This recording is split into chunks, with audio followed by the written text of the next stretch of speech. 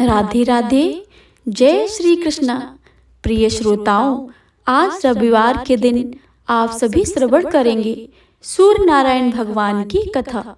तो आप सभी से अनुरोध है कि इस कथा को पूरे भक्ति भाव और मन लगाकर पूरा अवश्य सुने और कमेंट बॉक्स में भगवान सूर्य नारायण की जय लिखना बिल्कुल भी मत भूलिएगा। आइए प्रेम से सुनते हैं भगवान सूर्य नारायण की कथा। तो प्रेम से बोले भगवान सूर्य नारायण की जय। एक था राजा और एक थी रानी। उनके पास सिपाही, घोड़े, दास दासियां, धन दौलत सब कुछ था। सिर्फ उन्हें संतान नहीं थी। इसी कारण राजा रानी बहुत दुखी रहते थे। संतान प्राप्ति के लिए उन्होंने हर तरह का दान धर्म, धार्मिक अनुष्ठान, जप मंत्र, व्रत पूजा पाठ किए, लेकिन कोई फायदा नहीं हुआ। अब राजा रानी दोनों ही बुढ़ापे की ओर बढ़ते गए। बुढ़ापे की ओर बढ़ते हुए तो क्या है कि दोनों गहन सोच में पड़ गए। अब हमारे इतने बड़े राज्य का क्या होगा और कौन बनेगा इस राज्य का वारिस, कौन लेगा प्रजा की जिम्मेदारी। राजा रानी दिन रात इसी चिंता में घुलने लगे। उन्होंने खाने पीने की सुध नहीं रहती थी। तो एक सुबह होता क्या है, राजा के दरबार में एक साधु आता है तो दासी रानी को इत्तला कर देती हैं। तब वह दासी से कहती हैं कि यह मेरा अंतिम दान धर्म है, इसके बाद मैं अपने हाथों से कोई दान नहीं करूंगी। रानी चावल भरा छाछ हाथ में लेकर बाहर आती हैं और साधु की झोली में भिक्षा डालने के लिए आगे बढ़ती हैं। तो उसके चेहरे पर छाई उद्विग्नता साधु की दृष्टि में आ जाती है। वह उनसे पूछते हैं, रानी साहिबा क्या हुआ है, आप क्यों इतनी उदास हैं। तभी रानी साधु को सारी हकीकत बताती हैं और सिसकने लगती हैं। उस पर वह साधु कुछ पल भर गंभीर हो जाते हैं और कहते हैं, चिंता मत करना रानी साहिबा, आपकी संतान की इच्छा पूरी हो जाएगी। आपकी कोख से एक पुत्र जन्म लेगा। मात्र वह 14 साल तक ही आप लोगों को मिलेगा। इसके आगे वह इस मृतलोक में नहीं रह पाएगा। इससे बढ़कर आपको कुछ देना मेरे लिए संभव नहीं है। अपनी पूरी बात करते हुए अपनी झोली में हाथ डाला, थोड़ी सी भभूत निकाल कर रानी को दे दी और कहा कि आप और महाराज दोनों इसे बांटकर ग्रहण करना, तुम्हें जल्द ही पुत्र की प्राप्ति होगी। इतना कहकर साधु अपनी राह चला गया। उसके जाने के बाद रानी सोचने लगी, 14 साल तो 14 साल ही हैं, उतने समय के लिए हमें पुत्र मिलेगा, यही काफ़ी है। उतने साल तक मैं उसे जी जान से बड़ा ही प्यार करूंगी, उसे ढेर सारा लाड़ दुलार करूंगी, अपनी संतान की मुराद पूरी करूंगी। उस रात अपना सारा राजकाज खत्म करके राजा जब रानी के महल में गए तो रानी ने क्या किया कि राजा को सारी बातें और साधु की दी हुई भभूत राजा को दिखाकर बोली, साधु महाराज ने यह भभूत हम दोनों को ग्रहण करने के लिए कहा है। राजा बोले, इतना दान धर्म किया है, जब तब किया है, कोई फल नहीं मिला है। अब इस भभूत से हमें संतान प्राप्त होगी क्या। उस पर रानी बोली, जब इतना सब कुछ किया है तो यह भी सही। काम ख्वाह होकर उस साधु के क्रोध को क्यों बुलवा दें। राजा को अब किसी पर विश्वास नहीं था, लेकिन पत्नी को दुखी ना पहुँचे इसलिए वह राजी हो गए। राजा राजी हो गए तो क्या होता है कि राजा रानी दोनों नहाते धोते फिर अपने भगवान का नाम स्मरण करते हैं, अपने पुरखों को स्मरण करते हैं और उस साधु महाराज का नाम स्मरण करके वह भभूत बांटकर दोनों खाते हैं। उसके बाद दोनों निश्चिंत होकर सो जाते हैं। तो कुछ दिन गुजर जाते हैं और साधु द्वारा कहे अनुसार रानी गर्भवती हो जाती है। उस पर राजा रानी दोनों की खुशियों में गगन नहीं समाते। राजा रानी से बोले, महारानी सचमुच साधु महाराज की कृपा हो गई है।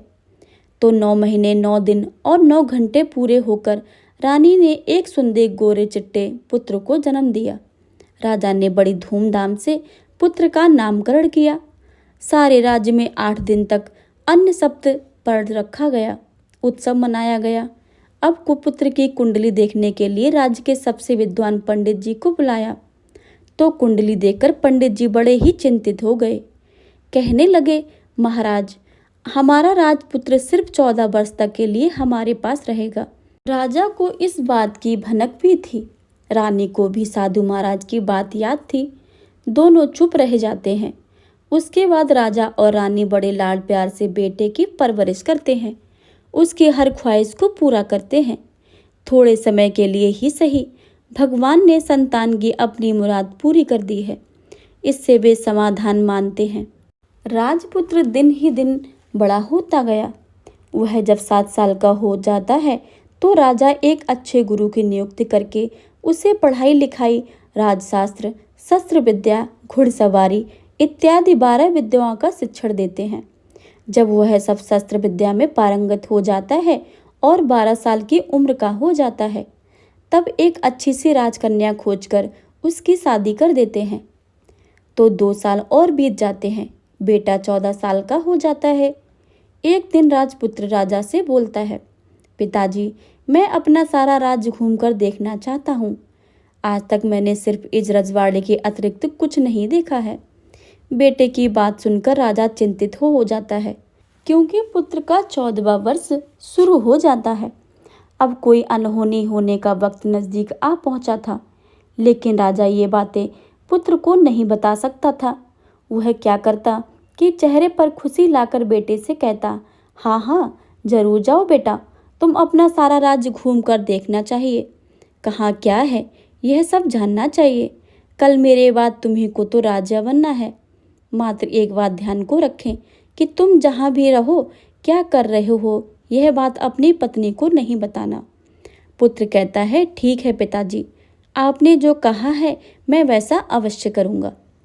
तो होता क्या है कि राजपुत्र दिन भर अपनी पत्नी के साथ मौज मस्ती करता है, खुशियाँ मनाता है और रात को ठीक 12 बजे बिस्तर से उठकर बाहर चला जाता है। फिर पौ फटने से पहले वापस अपने महल में आकर सो जाता है। ऐसे बहुत दिनों तक चलता रहा। वह पुत्र को 14वां साल खत्म होने में कुछ ही दिन बाकी रहते हैं। इतने में क्या होता है कि उसकी पत्नी यानी छोटी रानी रात में जाग जाती है। वह देखती है कि बिस्तर पर राजपुत्र है ही नहीं। वह चुप से महल में जाकर सब कुछ जगह देखती है, तो राजपुत्र कहीं भी नजर नहीं आता। तो वह क्या करेगी, किससे कहेगी? वह चुपचाप रहती है। फिर भोर होने पर वह देखती है कि उसका पति अपनी जगह पर सोया हुआ है। वह पति के से कुछ नहीं पूछती है, लेकिन दूसरी रात भी वैसा ही होता है। तीसरी रात और चौथी रात, ऐसे बहुत दिनों तक दिन चलते रहे। रानी बहुत ही चिंतित हो जाती थी कि पति रात को जाता कहाँ है, किससे मिलने जाता है। उसके मन में ढेर सारे सवाल उठते हैं, लेकिन उसे पूछने से डर लगता था। शायद पति गुस्सा होकर बैठे। सास ससुर से पूछने के बारे में सोचा तो उसकी कुल मर्यादा में बीच में आ जाती थी। तो इस तरह मन ही मन वह कुढ़ती रहती थी। इस हालत में उसे खाने पीने में दिलचस्पी नहीं होती थी। वह दिन पर दिन दुबली और पतली हो जा रही थी। तो उस राज्य में फूल बेचने वाले की एक बूढ़ी मालिन थी। वह हमेशा छोटी रानी को फूल देने उसके महल में आती थी। उस बुढ़िया का ध्यान छोटी रानी पर जाता है, तो वह पूछती है कि बेटी, तुम किस बात का दुख है? तुम इस तरह सूख कर कांटा क्यों बन रही हो? उस पर रानी कहती है, क्या बताऊं तुम्हें अम्मा, तुम्हारा राजपुत्र हर रात बिस्तर पर उठकर कहीं चला जाता है और सुबह भोर होते ही वापस आकर सोता है। वह कहाँ जाता है? प्रेमिका से मिलने जाता है क्या? क्या सोच सोच कर मैं अन्न जल ग्रहण नहीं कर पाती हूँ और सूख सूख कर इस तरह से कांटा बन गई हूँ। बुढ़िया सब बातें सुनकर उसे एक उपाय बताती है, तो बेटी ऐसा करना, आज रात तुम सोना मत, उसके पीछे पीछे जाकर देखना कि वह कहाँ जाता है, क्या करता है, उसकी अच्छी तरह से पहरेदारी करना। पर मुझे नींद आ गई तो? तुम्हें नींद ना आए इसलिए एक काम करना, अपने बाएं हाथ की उंगली में एक जख्म करना, उस पर थोड़ी सी मिर्ची छिड़कना, उससे तुम्हें बड़ी जलन होगी और उस पीड़ा में तुम्हें रात भर नींद नहीं आएगी। रानी बुढ़िया के कहे अनुसार करती है। उंगली की जलन से उसे थोड़ी देर तक नींद नहीं आती, लेकिन बाद में वह सो जाती है। दूसरे दिन सब बुढ़िया फूल लेकर उसके महल में पहुंचती है और पूछती है, क्या हुआ बेटी, देख पाई कि पति कहाँ जाता है? रानी कहती है कि नहीं अम्मा, पहले कुछ समय जलन करने के कारण मुझे नींद नहीं आई, पर कुछ देर पश्चात मैं सो गई। बुढ़िया कहती है कोई बात नहीं, आज तुम उंगली पर पहले से थोड़ा बड़ा जख्म करना और ज़्यादा मिर्च लगाना। तो वो रानी वैसा ही करती है, परंतु वह सिर पति के बिस्तर से उठकर बाहर निकलते वक्त जग पाई। वह उसके पीछे नहीं जा सकी क्योंकि उसकी आंखें उस समय तक मूंद गई थीं। दूसरे दिन सुबह बुढ़िया आती है तो उसने पूछने से पहले ही रानी रोकर कहती है, अम्मा, मैं आज भी उनकी पहरेदारी ठीक से नहीं कर पाई। बुढ़िया कहती है, रोना नहीं बेटी, सब कुछ ठीक हो जाएगा। तुम आज रात जख्म और बड़ा करना और उस पर ज़्यादा मिर्च छिड़कना, और एक काम करना बेटी, जब वह जाने के लिए निकलता है तो उसका रास्ता रोकना। बुढ़िया ने जैसा बताया रानी ने वैसा ही करती है। आज रात उसे नींद नहीं आती है। पति रात 12 बजे बिस्तर से उठकर जब महल से निकलने के लिए चलने लगता है तो वह बुढ़िया ने जैसा बताया वैसा ही करती है। दौड़कर जाकर पति का रास्ता रोकती है और कहती है कि कहाँ जा रहे हो, किससे मिलने जा रहे हो, मुझे बताओ। राजपुत्र उसे समझाने की बहुत कोशिश करता है। देखो, अगर मैंने तुम्हें यह बताया तो मैं दोबारा नहीं मिल पाऊंगा। कोई बात नहीं, नहीं मिल पाओ, लेकिन आप रात में कहाँ जाते हो वह सब मुझे पहले बता दीजिए। राजपुत्र निरुपाय हो जाता है। पत्नी की जिद के आगे उसकी एक नहीं चल पाती है। ठीक उसी प्रकार उसी समय उसका 14वां साल खत्म होकर 15वां साल लगने वाला था। जो होता है वह जाने दो, वह सोचता है और कुछ चावल मंत्रों में सिद्ध करके पत्नी को देकर कहता है, इन चावलों के दानों को दोनों हाथों की मुट्ठी में पकड़ना। पहले दाएं हाथ में पकड़े चावल मेरे ऊपर फेंकना। मैं कौन हूँ तुम्हें पता चल जाएगा। बाद में बाएं हाथ में पकड़े चावल मेरे ऊपर फेंकना। मैं जैसा था तुम्हें मिल जाऊंगा। लेकिन यदि तुम बाएं हाथ के चावल मेरे ऊपर फेंकना भूल गई तो मैं तुम्हें कभी नहीं मिल पाऊंगा। नहीं भूलूंगी, रानी में बड़े आत्मविश्वास के साथ कहकर दाएं हाथ के पकड़े चावल पति के ऊपर फेंक देती है तो राजपुत्र एकदम एक विशाल घोड़ा बन जाता है। एकदम उम्दा, सफ़ेद, गर्दन पर लंबी आयाल देखते देखते वह तेजी से दौड़ने लगता है। रानी उस समय घोड़े को एकदम भौचक्की होकर देखने लगती हैं और पति ने बाएं हाथ के चावल फेंकने की जो बात कही थी वह भूल जाती हैं। उसकी आंखों के सामने घोड़ा महल के बाहर निकल कर जाता है। घोड़ा जो महल से बाहर जाता है तो वापस ही नहीं आता। अब रानी को बड़ा पश्चाताप होता है। वह स्वयं को कोसने लगती हैं, लेकिन अब उसका कोई फायदा नहीं होने वाला था। राजपुत्र अब वापस नहीं आने वाला था। सुबह होते ही महाराज महारानी को सब पता चल जाता है। वह उन्हें बहुत दुख होता है। वे बिस्तर पकड़ते हैं और राह देखते हैं कि एक दिन उनका बेटा वापस आ जाए। इस तरह 1 महीना गुजरता, 2 महीने गुजरते, 3 महीने गुजरते, आखिर 6 महीने पूरे होते हैं। राजपुत्र का कोई अता पता नहीं लगता। प्रधान राजपुत्र को ढूंढने के लिए राज के गांव-गांव सिपाही भेजते हैं, लेकिन उन्हें कोई सफलता नहीं मिलती। इधर रानी अपनी हट के कारण पति गायब हो गया यह सोचकर स्वयं ही मन को मन कोसती हैं और प्राण लेती हैं कि कुछ भी करके पति को ढूंढ ही लाएंगी और उसे वापस लेकर ही आएंगी। एक दिन वह सुबह उठकर सास-ससुर के महल में जाती हैं और कहती हैं कि मैं अपने पति की खोज में जा रही हूँ। महाराज महारानी को और क्या चाहिए था, कुछ भी करके उनका बेटा वापस मिलना चाहिए था। वे बहू को जाने की अनुमति देकर कहने लगे, बेटी तुम जो चाहो करो, वहाँ जाना, लेकिन मेरे बेटे को वापस लेकर ही आओ। भगवान तुम्हें कामयाबी दे। अब रानी क्या करती कि अपना सीधा वेश बदलकर एक सेठानी बन जाती है। कुछ दास दासियों को, कुछ नौकरों को साथ में लिया, कुछ सामान साथ में लिया और राज्य की सीमा पर जाकर वहाँ एक भोजनालय खोल लिया। अब आने वाले सब यात्रियों को खाना मुफ्त में देने लगी। मात्र एक शर्त रखी कि खाने वालों को उसकी दिखाई कोई अजीब चीज़ उसकी मालकिन को यानी राजकन्या को बतानी पड़ेगी। तो वहाँ आने वाले हर नागरिक अपनी तरफ से मैंने यह देखा है, मैंने यहाँ देखा है कहकर वहाँ से मुफ्त खाना खाकर जाता था।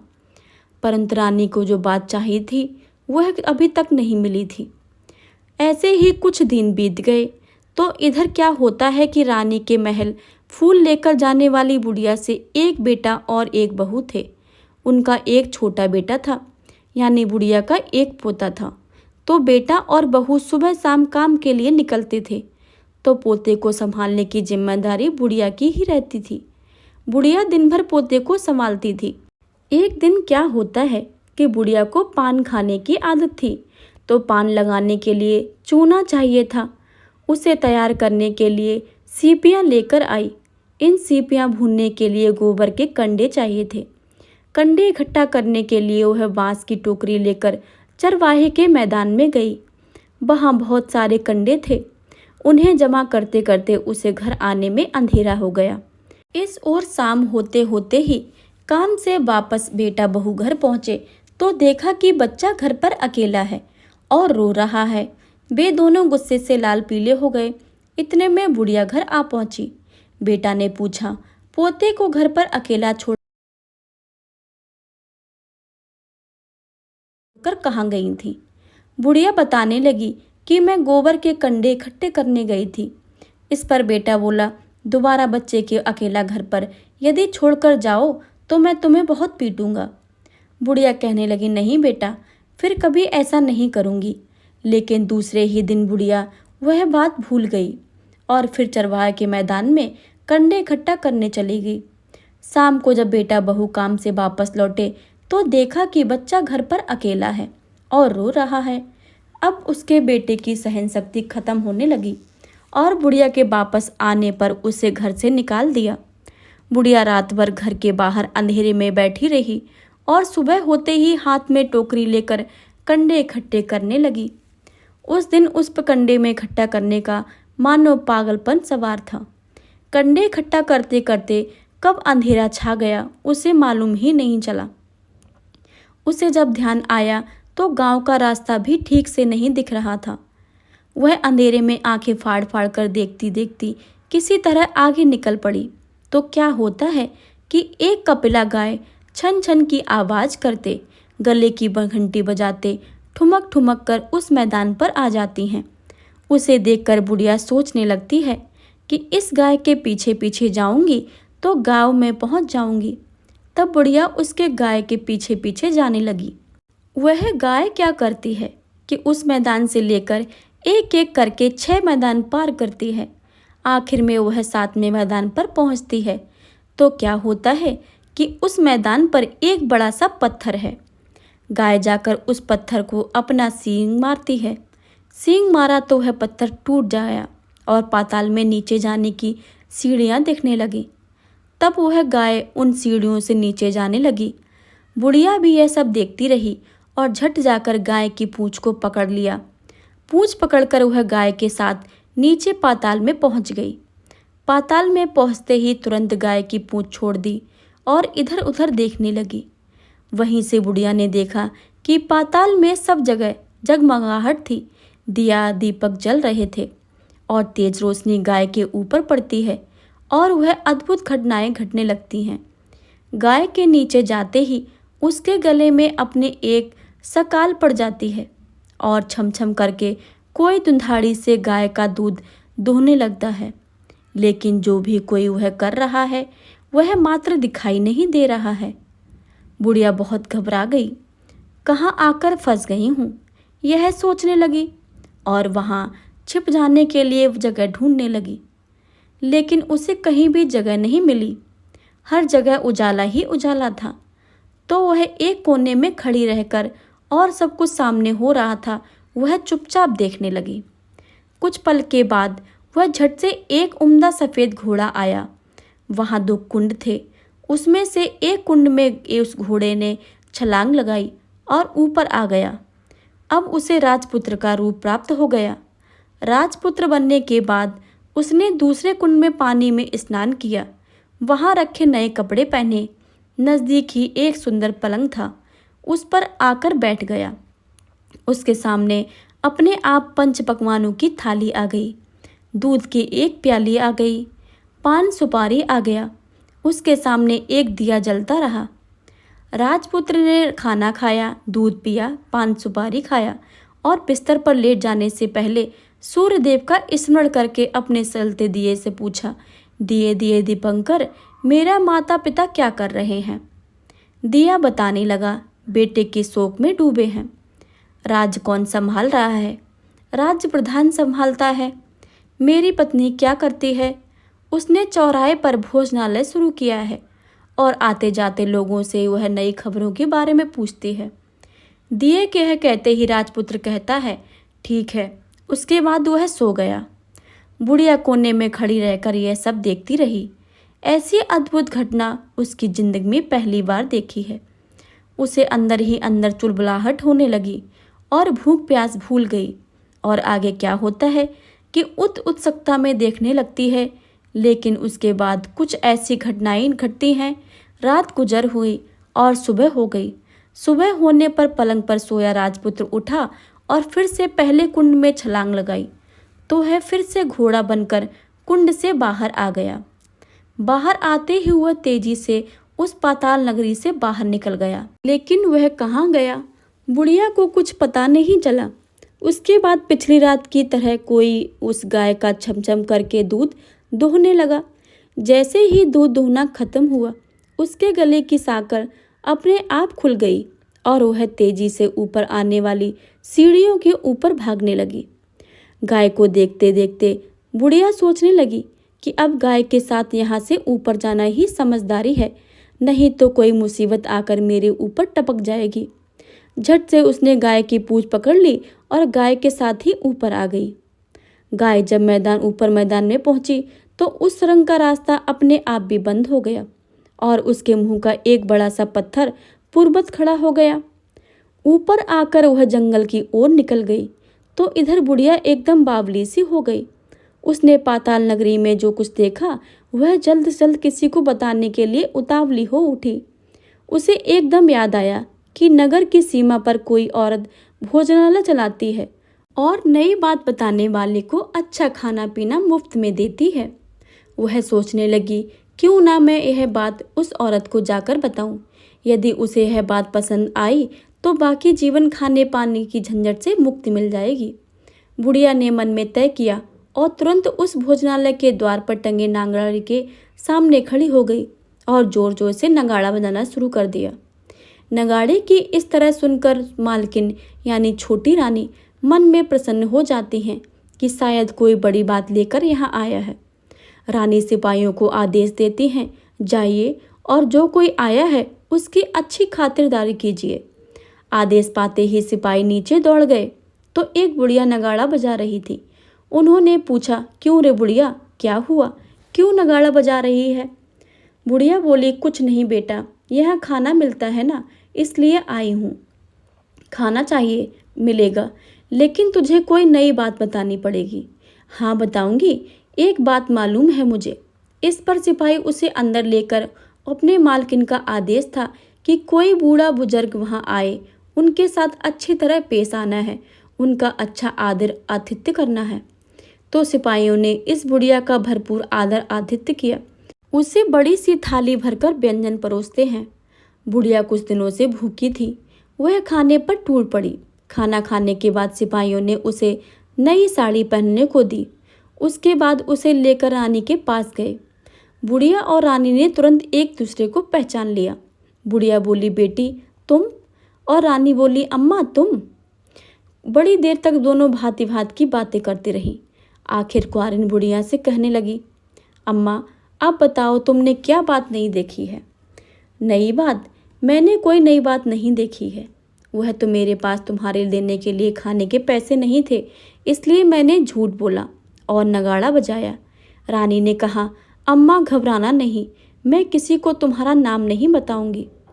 फिर भी बुढ़िया ने मैंने क्या देखा है, कब देखा है करके आनाकानी करने लगी। इस पर कुंवारिन ने उसने कहा, देखो अम्मा, यदि तुमने मुझे यह बात नहीं बताई तो जिंदगी भर तुम्हारी देखभाल करूंगी, तुम्हें रानी माता की तरह रखूंगी। अब बुढ़िया बताने को तैयार हो गई। उसने जो उस चरवाहा वाले मैदान पर देखा था वह सब कुछ रानी को बता दिया। बुढ़िया की बातें सुनकर रानी को यकीन हो गया कि वह राजपुत्र उसी का पति है।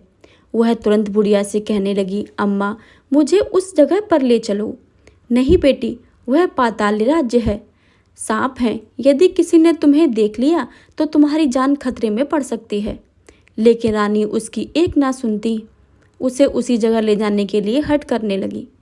आखिर में बुढ़िया ने उसका कहा मान लिया और कहने लगी, ठीक है, मैं तुम्हें वहाँ लेकर चलती हूँ, पर आज नहीं कल।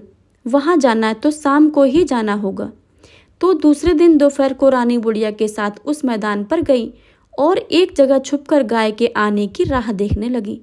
दिन ढलते ही अंधेरा घिरने लगा और गाय हमेशा की तरह वहां आ गई। मैदान के उस कोने से जाकर उसने पत्थर पर सींग मारा तो झट से पत्थर हटकर वहां सुरंग में जाने का रास्ता खुल गया। गाय उसे रास्ता से नीचे उतरने लगी तो बुढ़िया रानी से कहती है, जल्दी जल्दी आगे बढ़ो बिटिया, हम गाय की पूंछ पकड़कर नीचे उतरेंगे।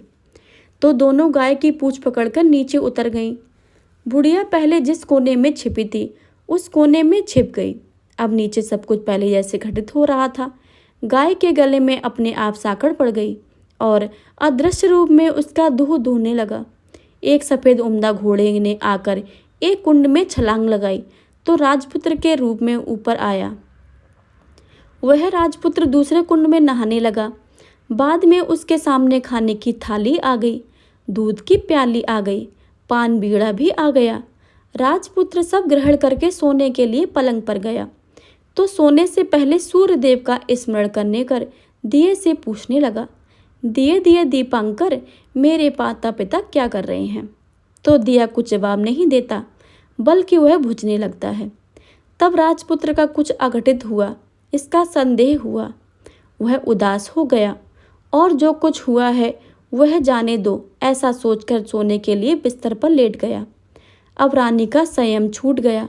वह दौड़कर पति के पास गई और उसके पैर पकड़ने के लिए आगे बढ़ने लगी। राजपुत्र तुरंत ही पत्नी को पहचान गया। वह झट से पीछे हट गया और चिल्लाने लगा, नहीं नहीं, मुझे मत छूना, सर्वनाश हो जाएगा। रानी दोनों हाथ जोड़कर पति से अपनी भूल स्वीकार करने लगी। स्वामी, मुझसे भूल हो गई है। मुझे आपसे नहीं पूछना चाहिए था कि आप रात को कहाँ जाते हो। मैं अपनी भूल स्वीकार करती हूँ। मुझे मेरी भूल की सज़ा मिल गई है। अब आप घर चलें। आपके वियोग में आपके माता पिता ने बिस्तर पकड़ लिया है। आपकी प्रजा भी बहुत दुखी है। उस पर राजपुत्र कहने लगा, वही तो, एक बार तुम गलती कर बैठी हो, अब दोबारा मत करना, नहीं तो अब मैं जो तुम्हें दिख रहा हूँ वो भी नहीं दिखूंगा। रानी अब विलाप करने लगी, जोर जोर से जमीन पर सिर पटकने लगी। राजपुत्र के मन में उसके प्रति दया उत्पन्न हो गई।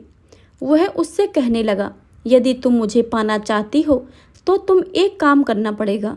काम कठिन है लेकिन तुम अकेले ही करना होगा। कहो स्वामी, कितना भी कठिन काम हो मैं वह पूर्ण करूंगी, रानी कहने लगी। इस पर राजपुत्र ने उसे बताया कि इस पाताल से ऊपर जाते ही एक घना जंगल नजर आएगा। ऐसे 6 जंगल पार करने के पश्चात 7वां जंगल मिलेगा। वह जंगल सबसे घना है। उस जंगल के बीचों बीच एक पीपल का पेड़ है।